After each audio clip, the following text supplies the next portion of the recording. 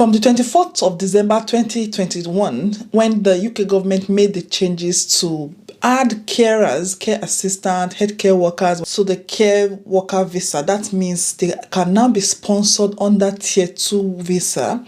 That means they can come into the country, they can work as long as they've gotten an eligible sponsor to employ them. It is true that we've told you everything we know about how this visa is going to work, what the requirement will be, when it was going to start, although we didn't know the exact date. The UK government has now given us the date that the visa will be implemented, meaning if you can get a job from now henceforth, you'll be able to apply and be issued your visa from the 15th of February 2022, as long as you meet all the requirements to work as a care assistant, healthcare worker in the UK from the 15th of February 2022. You don't want to wait until 15th of February to start looking for a job. You don't want to wait until 15th of February to start getting your things ready. You want to start getting ready. You want to start being prepared right now. Like from this moment, you can even start looking for a job, but you will not be able to apply for this visa until the 15th of February. Try care homes, living care. Apply, don't stop, keep applying, arrange your CV, apply and just keep applying as much as you can. I know so many of you prefer to use agents. You're asking me I should list agents that are going to help you to do this thing. The thing is with the UK government, you can do your thing yourself. There's nothing like I know this person, I don't know this person, it is the person who has so person that will be qualified. No, it is as open as a book. You can start this process yourself and you can finish yourself. Even as nurses, so many people had to do their nursing process to the UK themselves, and today they're already in the UK. As much as I can list agencies for you, they're going to charge you. What is the tendency that these agencies I'm going to give to you are genuine, because I've not used them personally, but I'm telling you that you can do this process yourself. You don't need any agent. I know you want the easier way, but it's going to be the more expensive way. I'm not saying you shouldn't go with any agent. If at all you find agents, which definitely you will, please, if they're asking you for money, make sure you've seen your certificate of sponsorship, because that is one of the most important requirements for this visa. Make sure you've gotten your certificate of sponsorship and it's genuine before you even start the first payment, if you're going to pay them. Okay, let them issue you certificate of sponsorship, and when your visa is out, you should pay back. I've heard of some agents as well that will even do all the process for you, but then you need to meet up all the months of contract, or you need to pay back if you're going to leave. It works in different ways. Mind you that this visa is only going to be issued within 1 year. What that means is the job will be open, or this visa category will be open for the period of just 1 year. So if this is going to be implemented on February 15th, is going to stop February 2023. So you want to get everything ready. You want to make sure you get into this country within that 1 year period. Otherwise, this may stop. I don't know if they're going to extend it. They may.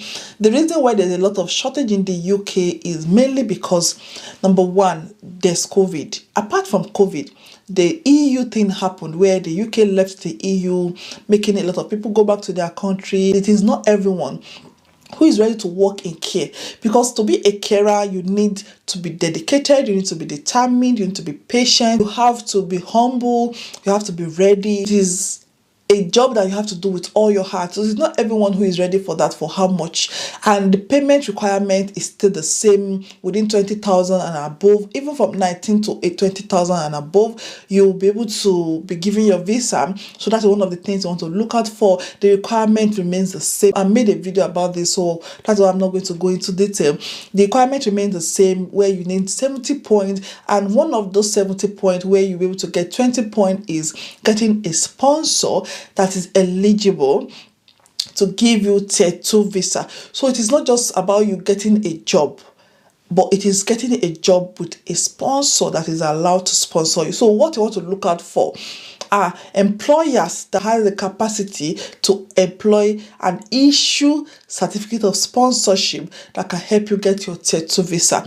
So, and then your English requirement, either you take your English exam or you prove that you understand English, Another thing is the job being listed in the shortage occupation list, which areas are now listed in the shortage occupation list. So if you can meet all these requirements, you're going to be eligible. I've also advised that you should try to have your COVID vaccination, get your document ready, get your paperwork ready. And one of the questions I've been asked a lot is for those who are already in the country, who are already studying, especially masters or studying already on study visa.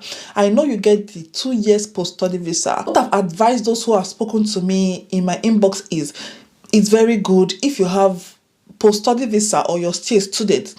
You're in the country already, you don't need any requirement. Another update I've come with today is to say the UK government, initially we're not sure about the requirement and the UK government has left it blank. But just now they've said you don't need any requirement. Just like if you're already in the country. For instance, if you're independent, let's say I'm a doctor or I'm a nurse, and then I've come with my wife, if I'm a male, I've come with my wife or my husband who wants to do care, even if they don't have any qualification, as long as they're already in the UK, you don't need anything to apply. You just go to a care home, go to the website, apply for the job. If you get the job, you can start. You get trained on the job. So at least as long as you have your A-level, your secondary school certificate, you don't need any health-related specialty. You don't need any health-related course.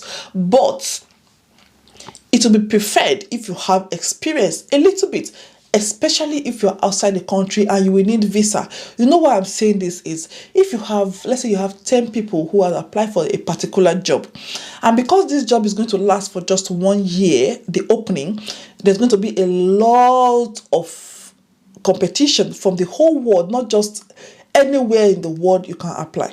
So there's going to be a lot of competition where the employers will now have the choice to choose from whatever multitude they have.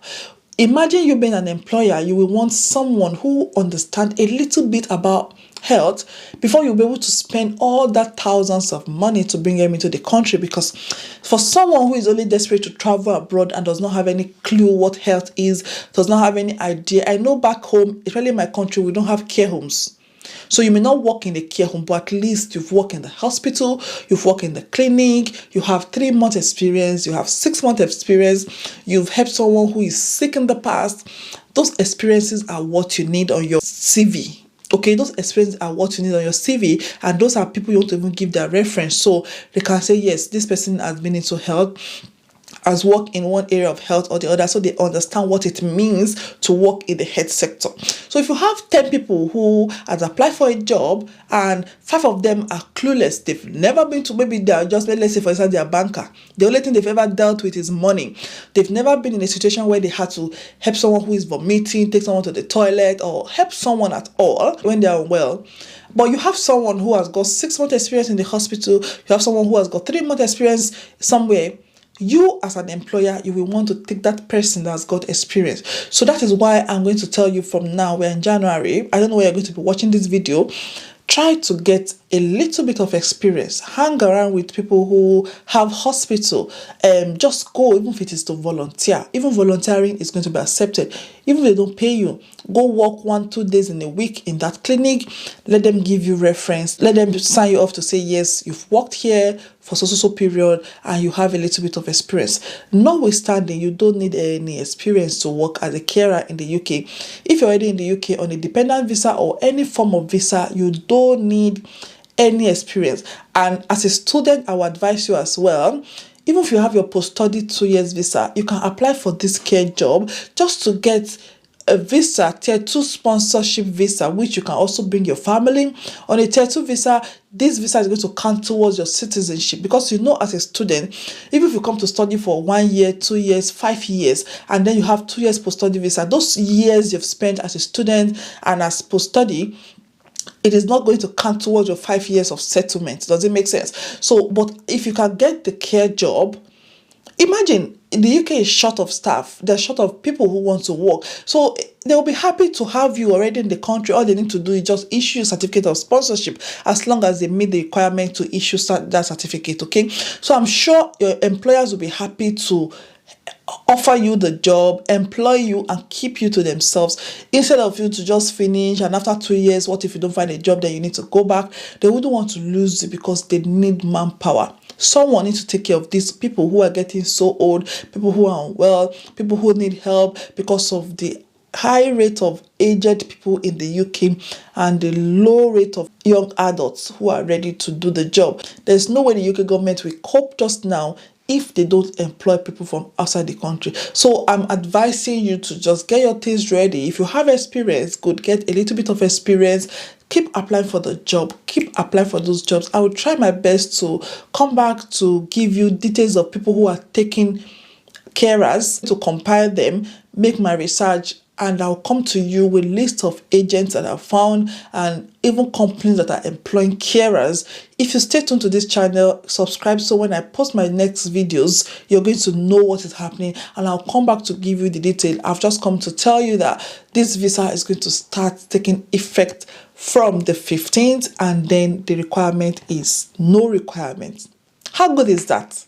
How good is that? This is good news. So take this opportunity while it lasts. Look out on this channel. I'm going to be giving you all the detail. As long as I see it, immediately I'll try to update you. I hope you find a good job. Just don't give up. Keep applying. Don't stop. Keep apply everywhere possible. Okay. And I wish you good luck in your endeavor. And please, when you get into the country, share the good news that yes, you're here and you're doing well. I wish you good luck. I'll see you in my next video. Stay tuned. Bye.